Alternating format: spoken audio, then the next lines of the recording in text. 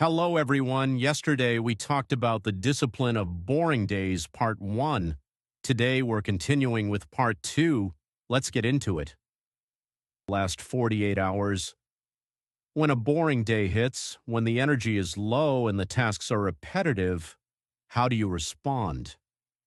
If you open up another app to search for a quick hit of entertainment, you aren't just taking a break.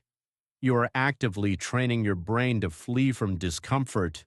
You are practicing distraction. You are rehearsing hesitation. We are what we repeatedly do. Excellence, then, is not an act but a habit. The people you admire don't have an extra dose of magic talent. What they have is a strictly managed daily rehearsal. They face the exact same lazy thoughts that you do. They look at the blank page or the complex task and feel the exact same heavy, sinking feeling in their chest. The only difference is they don't let their feelings negotiate with their standards. Amateurs let their emotions dictate their actions. If they feel creative, they write. If they feel tired, they sleep. Professionals let their actions dictate their emotions. They show up, sit down, and put in the repetition because they understand that action precedes identity. The feeling of inspiration doesn't bring the work brings the inspiration. You have to step into the shoes of the person who deserves the goal before you can ever achieve it. Part 4. Compound interest and the micro-repetition. The reason boring days trip us up is because the results of our daily actions are completely invisible in the moment. If you waste a day, scroll on your phone for hours, and produce nothing, your life doesn't fall apart tomorrow morning. Your bank account doesn't hit zero instantly. There is no immediate penalty. Conversely, if you fight through the boredom today, lock in for hours of deep work, and finish that difficult script, the sky doesn't open up. You don't magically get 1,000,000 views or $1 million by tomorrow morning. Because of this, our brains trick us into thinking the small wins don't matter. But compound interest applies to your habits exactly the same way it applies to your money. A 1% improvement every single day doesn't look like much on Tuesday. It doesn't look like much on Friday, but compounded over a year, it makes you 37 times better at your craft. True confidence isn't an emotion you pull out of thin air or talk yourself into in front of a mirror. True confidence is the memory of success.